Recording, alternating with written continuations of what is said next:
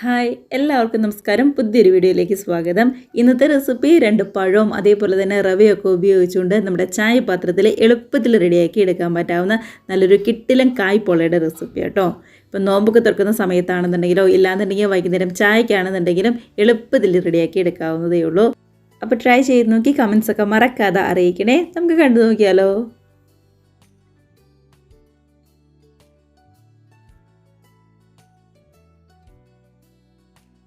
അപ്പം നമ്മുടെ കായ്പോളയുടെ മിക്സ് ഒന്ന് റെഡിയാക്കാനായിട്ട് ഞാൻ എന്താ ഇവിടെ നോൺ സ്റ്റിക്കിൻ്റെ പാൻ എടുത്ത് വെച്ചിട്ടുണ്ട്. നന്നായിട്ട് ചൂടായി കഴിയുമ്പോൾ ഏകദേശം 1 ടേബിൾ സ്പൂൺ നെയ്യാണ് ചേർത്ത് കൊടുക്കുന്നത്. നെയ്യായിരിക്കും ഏറ്റവും നല്ലത്. സാധാരണ വെളിച്ചെണ്ണ ഓയിലൊക്കെ ചേർക്കുന്നതിനേക്കാളും എപ്പോഴും നല്ല ടേസ്റ്റ് ഉണ്ടാകുന്നത് നെയ്യ് തന്നെയായിരിക്കും. 1 ടേബിൾ സ്പൂൺ വേണ്ടാന്നുണ്ടെങ്കിൽ നമുക്ക് ഒന്ന് കുറയ്ക്കാവുന്നതേ ഉള്ളൂ. നെയ്യൊക്കെ നന്നായിട്ട് ചൂടായിട്ട് വരുമ്പോൾ ഞാനിവിടെ കുറച്ച് കാഷ്നട്ട് ചെറുതായിട്ടൊന്ന് കട്ട് ചെയ്താണ് അതും കൂടി ചേർത്ത് നന്നായിട്ട് ഇതൊന്ന് ഫ്രൈ ചെയ്ത് മാറ്റി വയ്ക്കുന്നുണ്ട്. അപ്പോൾ നമ്മുടെ ഈ കാഷ്നട്ടിൻ്റെ കൂടെ വേണമെന്നുണ്ടെങ്കിൽ മറ്റേ ബദാമോ അല്ലാന്നുണ്ടെങ്കിൽ നട്ട്സോ ഏത് വേണമെന്നുണ്ടെങ്കിലും ഒന്ന് ഫ്രൈ ചെയ്ത് ചേർക്കാൻ ഇഷ്ടമാണെന്നുണ്ടെങ്കിൽ ചേർക്കാം. അതൊക്കെ ടേസ്റ്റിനനുസരിച്ച് ചേർക്കാവുന്നതേ ഉള്ളൂ. ഇതാ ഇവിടെ നന്നായിട്ട് തന്നെ ഒന്ന് ഫ്രൈ ആയി വന്നിട്ടുണ്ട് നമ്മുടെ കാഷ്നട്ടൊക്കെ. അപ്പോൾ അതിങ്ങെടുത്ത് മാറ്റി വയ്ക്കുവാണ്. ഇനി അതേ നെയ്യിലേക്ക് തന്നെ ചേർത്ത് കൊടുക്കുന്ന കുറച്ച് റവയാണ്. ഒരുപാടൊന്നും വേണ്ട, 1/4 കപ്പ് റവ അത്ര മാത്രമേ ഉള്ളൂ. ഞാനിപ്പോൾ വറുക്കാത്ത റവയായിട്ട് എടുത്തിരിക്കുന്നത്. അതുകൊണ്ട് തന്നെ നെയ്യിലിട്ട് പതുക്കെ ഒന്നിങ്ങ് വറുത്തെടുക്കുന്നുണ്ട്. ഇനിയിപ്പോൾ വറുത്ത റവയാണെന്നുണ്ടെങ്കിലും കുഴപ്പമൊന്നും ഉണ്ടാവില്ല. നമ്മുടെ ഈ ചൂടായ നെയ്യിലേക്കിട്ട് പതുക്കെ ഇതേപോലെ ഒന്നിങ്ങ് റോസ്റ്റ് ചെയ്തെടുക്കണം.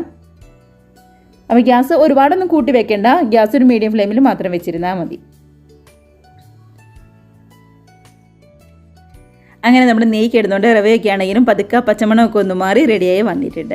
അപ്പോൾ ഈ സമയത്ത് നമുക്ക് ഇതിനകത്തേക്ക് തേങ്ങ ചിരകിയതാണ് ചേർത്ത് കൊടുക്കുന്നത്. ഒരുപാടൊന്നും വേണ്ട, 1/2 കപ്പ്. 1/4 കപ്പ് റവ മാത്രം നമ്മൾ ചേർത്ത് കൊടുത്താൽ മതി കേട്ടോ. റവ ഒരുപാട് കൂടി പോകാതിരിക്കാനായിട്ട് ശ്രദ്ധിക്കണം. അങ്ങനെയാണെന്നുണ്ടെങ്കിൽ ഭയങ്കര കട്ടിയായി പോകും നമ്മുടെ പോള. അപ്പോൾ റവയുടെ പച്ചമണമൊക്കെ മാറി വന്നപ്പോൾ 1/2 കപ്പ് തേങ്ങയും കൂടി ചേർത്ത് നന്നായിട്ട് തന്നെ അതിൻ്റെയും കൂടി പച്ചമണം ഒന്ന് മാറ്റിയെടുത്തിട്ടുണ്ട്. ഇനിയാണ് നമ്മൾ ഇതിനകത്തേക്ക് പഴം ചേർത്ത് കൊടുക്കുന്നത്. അപ്പോൾ പഴം എടുക്കുമ്പോൾ നന്നായിട്ട് പഴുത്ത പഴം തന്നെ എടുക്കാനായിട്ട് ശ്രദ്ധിക്കുക. എന്നാലാണ് നന്നായിട്ടുള്ള ടേസ്റ്റ് നമുക്ക് കിട്ടുകയുള്ളൂ. അപ്പോൾ ശരിക്കും പഴുത്ത 2 പഴം ഇതേപോലെ ചെറുതായിട്ട് കട്ട് ചെയ്തത് നമ്മുടെ റവയുടെയും തേങ്ങയുടെയും മിക്സിലേക്ക് അങ്ങ് ചേർത്ത് കൊടുത്ത് നന്നായിട്ട് തന്നെ ഒന്ന് ഇളക്കി കൊടുക്കുന്നുണ്ട്. അപ്പോൾ അതിനകത്ത് കിടന്നുകൊണ്ട് ആ പഴത്തിൻ്റെയും പച്ചമണമൊക്കെ ഒന്ന് മാറി ആ നെയ്യ് കിടന്നുകൊണ്ട് എല്ലാം കൂടി നന്നായിട്ട് തന്നെ ഒന്ന് റെഡിയായി ശരിക്കും ഒന്ന് ചൂട് കയറി വന്നിട്ടുണ്ട്. അപ്പോൾ ഇത് മതിയാവും. ഈ സമയത്ത് നമുക്ക് ഗ്യാസ് ഓഫ് ചെയ്ത് ഇതിൻ്റെ വലിയ തീ ചൂടൊന്നാറാനായിട്ട് അവിടെ മാറ്റി വയ്ക്കാം. അപ്പോൾ ഗ്യാസ് ഓഫ് ചെയ്ത് നമ്മുടെ പഴത്തിൻ്റെ മിക്സ് അവിടെ ഇരിക്കുന്ന സമയത്ത് നമുക്കൊരു മിക്സും കൂടി റെഡിയാക്കി എടുക്കണം. അതിനായിട്ട് ഞാനിവിടെ മിക്സിയുടെ ഒരു മീഡിയം സൈസുള്ള ജാറാണ് എടുത്തിരിക്കുന്നത്. തീരെ ചെറുതുമല്ല ഒരുപാട് വലുതുമല്ല. ഇതിനകത്തേക്ക് ഒരു 4 മുട്ടയാണ് ചേർത്ത് കൊടുക്കുന്നത്. ഇനിയിപ്പോൾ ഈ മുട്ടയുടെ കൂടെ തന്നെ ചേർക്കുന്നത് പഞ്ചസാരയാണ്. നന്നായിട്ട് പഴുത്ത പഴവും നല്ല മധുരമുള്ളതായതുകൊണ്ട് ഞാനൊരു 1/4 കപ്പ് പഞ്ചസാര മാത്രമേ എടുത്തിട്ടുള്ളൂ. ആ 1/4 കപ്പ് പഞ്ചസാരയും അതിൻ്റെ കൂടെ തന്നെ നമ്മുടെ ആ മുട്ടയുടെയൊക്കെ മണമൊന്നും വരാതിരിക്കാൻ വേണ്ടിയിട്ട് ഒരു 1/4 ടീസ്പൂണോ അല്ലാന്നുണ്ടെങ്കിൽ 1/2 ടീസ്പൂണോ ഏലക്ക പൊടിച്ചതും കൂടിയാണ് ചേർത്ത് കൊടുക്കുന്നത്. കൂടെ തന്നെ ഒരു പിഞ്ച് ഉപ്പും കൂടി ഒന്ന് ബാലൻസ് ആവാൻ വേണ്ടി ചേർത്ത് കൊടുക്കുന്നുണ്ട്. ഇതെല്ലാം കൂടി നന്നായിട്ട് തന്നെ ഒന്ന് അടിച്ചെടുത്തുകൊണ്ട് വരാം. കണ്ടോ, നമ്മുടെ മിക്സിയുടെ ജാറിലിട്ട് ആ മുട്ടയും എല്ലാം നന്നായിട്ട് തന്നെ ഒന്ന് മിക്സാക്കി എടുത്തിട്ടുണ്ട്.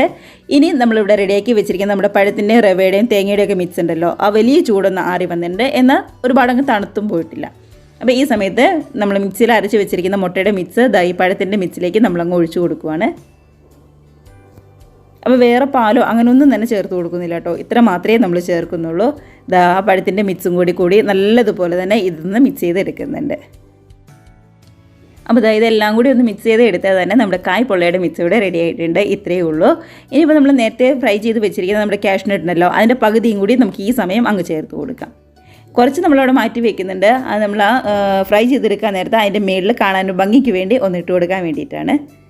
അപ്പോൾ കായ്പോളയുടെ മിക്സൊക്കെ റെഡി ആയിട്ടുണ്ട്. ഇനി നമുക്കിത് ഫ്രൈ ആക്കാനായിട്ട് തുടങ്ങാം. അതിനായിട്ട് ഞാൻ ഇതേപോലെ നമ്മുടെ ചായപാത്രം ഉണ്ടല്ലോ അതാണ് എടുത്തിരിക്കുന്നത്. നോൺ സ്റ്റിക്കിൻ്റെയാണ്.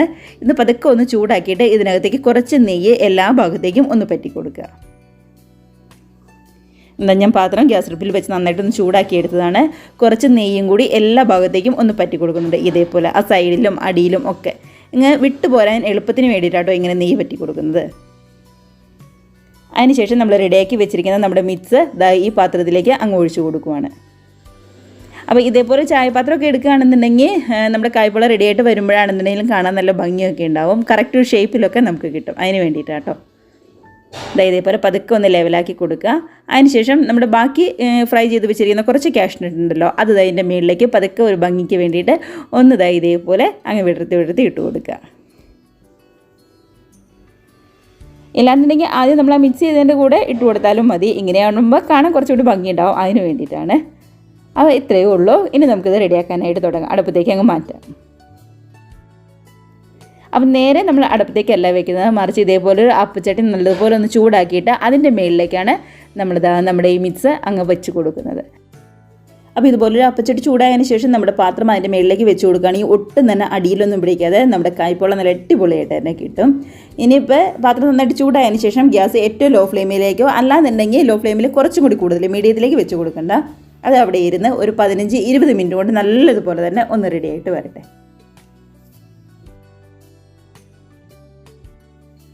അങ്ങനെ ഒരു 20 മിനിറ്റിന് ശേഷം നമ്മളൊന്ന് തുറന്ന് നോക്കുവാണ്. കേട്ടോ, നല്ല അടിപൊളിയായിട്ട് തന്നെ വന്നിട്ടുണ്ട്. അപ്പോൾ കൈ കൊണ്ട് പതുക്കെ ഒന്ന് തൊട്ട് നോക്കുക. ഒട്ടും തന്നെ ഒട്ടിയൊന്നും പിടിക്കാതെ ഇരിക്കുന്നുണ്ടെങ്കിൽ നന്നായിട്ട് തന്നെ കിട്ടിയെന്ന് മനസ്സിലാക്കാം. ഇത് ഇങ്ങനെ തന്നെ നമുക്ക് ഇതെടുത്ത് സെർവ് ചെയ്ത് കഴിക്കാം. ഇല്ലാന്നുണ്ടെങ്കിൽ നമ്മുടെ ഈ മേൽഭാഗം കൂടി ഒന്ന് മുരിച്ചെടുക്കാനായിട്ട് വേറൊരു പാത്രത്തിൽ നമ്മുടെ നോൺ സ്റ്റിക്കിൻ്റെ പാത്രത്തിൽ കുറച്ച് നെയ്യൊന്ന് പറ്റിയിട്ട് ഒന്ന് മറിച്ചിട്ട് കൊടുത്താലും നല്ലതായിരിക്കും. അപ്പോൾ ഞാൻ അങ്ങനെയും കൂടി ഒന്ന് മറിച്ചിട്ട് കൊടുത്തിട്ട് ഇവിടെ റെഡിയാക്കി എടുക്കുന്നുണ്ട്. അതിന് ശേഷം കാണിച്ചു തരാവേ. കണ്ടോ, സൈഡിൽ നിന്നൊക്കെയാണെങ്കിൽ ആ നെയ്യൊക്കെ പറ്റിയിട്ട് നന്നായിട്ട് തന്നെ ഇങ്ങ് വിട്ട് കിട്ടുന്നുണ്ട്. ഒട്ടും തന്നെ അടിയിലൊന്നും പിടിക്കാതെ നന്നായിട്ട് തന്നെ നമുക്കിവിടെ കിട്ടിയിട്ടുണ്ട്.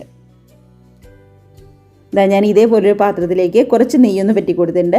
അതിനുശേഷം നമ്മൾ റെഡിയാക്കി വെച്ചിരിക്കുന്ന കായ്പോള ഒന്ന് മറിച്ചിട്ടും കൊടുത്ത് ഒന്ന് ആ മേൽഭാഗം കൂടി ഒന്ന് മുരിച്ചെടുക്കുന്നുണ്ട്. കണ്ടത് ഇതേപോലെ പതുക്കെ ഒന്ന് മുരിഞ്ഞ് വന്നിട്ടുണ്ട്. അപ്പോൾ ഒരുപാട് നേരം ഒന്നും വേണ്ട കേട്ടോ. അങ്ങനെ വെക്കുകയാണെന്നുണ്ടെങ്കിൽ ഏറ്റവും കൂടിയ 1 മിനിറ്റ് പതുക്കെ ഒന്ന് മുരിഞ്ഞ് വരാനുള്ള ആ ഒരു സമയം അത്രമാത്രം മതി. ഓൾറെഡി ഇതെല്ലാം നന്നായിട്ട് തന്നെ വെന്ത് വന്നിരിക്കുന്നതാണ്. അപ്പോൾ ഇത്രയേ ഉള്ളൂ നമ്മുടെ കായ്പോളയുടെ റെസിപ്പി എന്ന് പറയുന്നത്. നന്നായിട്ട് പഴുത്ത 2 നേന്ത്രപ്പഴവും അതേപോലെ തന്നെ റവയും മുട്ടയൊക്കെ ഉപയോഗിച്ചുകൊണ്ട് സിമ്പിളായിട്ട് നമ്മുടെ ചായപാത്രത്തിൽ റെഡിയാക്കി എടുത്തിരിക്കുന്നതാണ്. എല്ലാവരും ഇതേപോലെ ട്രൈ ചെയ്ത് നോക്കുക, എല്ലാവർക്കും ഇഷ്ടമാവും. അപ്പോൾ വൈകുന്നേരം നോമ്പൊക്കെ തുറക്കുന്ന സമയത്ത് പെട്ടെന്ന് റെഡിയാക്കി എടുക്കാവുന്നതല്ലേ ഉള്ളൂ. റവയൊക്കെ ഒരുപാട് കൂടിപ്പോകാതെ പ്രത്യേകം ശ്രദ്ധിക്കണം. അതേപോലെ തന്നെ പഴം എടുക്കുമ്പോൾ നന്നായിട്ട് പഴുത്ത പഴവും കൂടി എടുക്കാനായിട്ട് ശ്രദ്ധിക്കുക കേട്ടോ. അപ്പോൾ ഇത്രയും കാര്യങ്ങളൊക്കെ ശ്രദ്ധിച്ച് കഴിഞ്ഞാൽ തന്നെ നന്നായിട്ട് തന്നെ കിട്ടും. എല്ലാവരും ട്രൈ ചെയ്ത് നോക്കി കമൻസൊക്കെ മറക്കാതെ അറിയിക്കുക. അതേപോലെ തന്നെ വീഡിയോ റെസിപ്പിയൊക്കെ നിങ്ങൾക്ക് ഇഷ്ടമായിട്ടുണ്ടെങ്കിൽ ഒന്ന് ലൈക്ക് അടിച്ച് മറ്റുള്ളവരിലേയും കൂടി നമ്മുടെ റെസിപ്പി ഒന്ന് ഷെയർ കൂടി ചെയ്യാനായിട്ട് മറക്കല്ലേ. ആദ്യമായിട്ട് നമ്മുടെ ചാനൽ ആരെങ്കിലും കാണുന്നവരുണ്ടെങ്കിൽ പ്ലീസ് നമ്മുടെ ചാനലും കൂടി സബ്സ്ക്രൈബ് ചെയ്ത് സപ്പോർട്ട് ചെയ്യുക കേട്ടോ. അപ്പോൾ നമുക്ക് ഇതേപോലുള്ള പുതിയ അടിപൊളി വീഡിയോസ് റെസിപ്പീസൊക്കെ ആയിട്ട് വീണ്ടും കാണാം. അതുവരെ എല്ലാവർക്കും ബൈ.